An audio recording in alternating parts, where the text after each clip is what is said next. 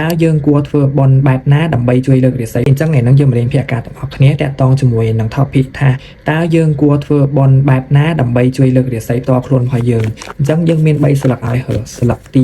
1ស្លឹកទី2ហើយនឹងស្លឹកទី3អញ្ចឹងធ្វើសមាធិទាំងអស់គ្នាហើយបើណាគេហើបានស្លឹកចម្លើយមួយណាឬក៏ហើបានស្លឹកមួយណាហើយយើងទៅស្ដាប់ចម្លើយទាំងអស់គ្នាអូខេអញ្ចឹងយើងមកមើលទាំងអស់គ្នាតាក់ទងជាមួយនឹងសំណួរថាតើយើងគួរធ្វើបន់បែបណាឬក៏ឲ្យទៀនធ្វើទៀនបែបណាដើម្បីជួយលើករាសីយើងអញ្ចឹងណាអូខេ Five of Wands Ten of Cups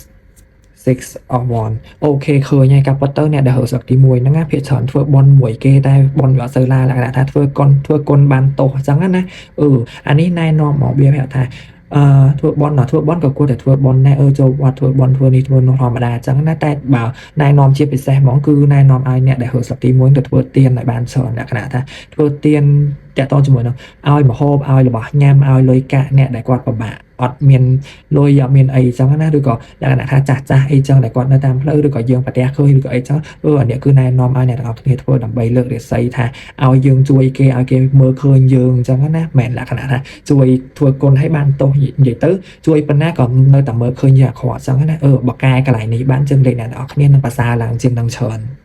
អញ្ចឹងយើងមកបន្តមើលសម្រាប់អ្នកដែលគាត់ហឺស្លឹកទី2មើលថាគួរធ្វើបន់ប្រភេទណាអញ្ចឹងណាដើម្បីលើករាសីអ្នកទាំងអស់គ្នាអូខេឃើញហើយថាគួរធ្វើបន់តាក់ទងជាមួយនឹងអីវាប្រាប់ថាណែនាំឲ្យអ្នកទាំងអស់គ្នាធ្វើបន់លក្ខណៈថាពេលទៅវត្តឬក៏ទៅកន្លែងសក្ការៈបូជាណាមួយអញ្ចឹងណាឲ្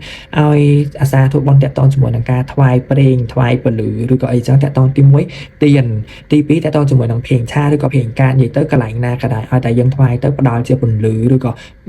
បាច់ទៀនបែបអីលក្ខណៈថាថ្វាយជាអំពូលក៏បានដែរអំពូលភ្លើងយើងហ្នឹងណា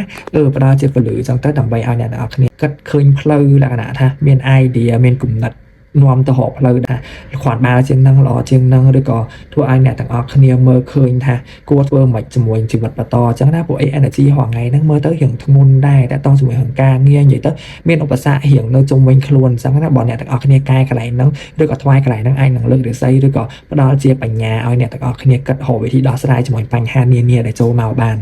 អូខេអញ្ចឹងយើងមកមើលសម្រាប់អ្នកដែលគាត់ហឺស្លឹកទី3មើលថាតើគាត់គួរធ្វើបន់បែបណាឬក៏រឿងអីដើម្បីជួយលើករាសីគាត់អញ្ចឹងណាអូខេតោះឃើញហើយអញ្ចឹងអ្នកដែលគាត់ហឺស្លឹកទី3ហ្នឹងណាបាទមកអាចថាសុខភាពអត់សូវល្អអាសាឈឺឬក៏លក្ខណៈថានិយាយទៅកើតមកតាំងពីកណ្ដាលមករៀងខ្សោយជាងគេអញ្ចឹងណាវាណែនាំហ្មងថាទី1ឲ្យតាក់ទងជាមួយនឹងលក្ខណៈធ្វើបន់គឺផ្ដល់ជារបស់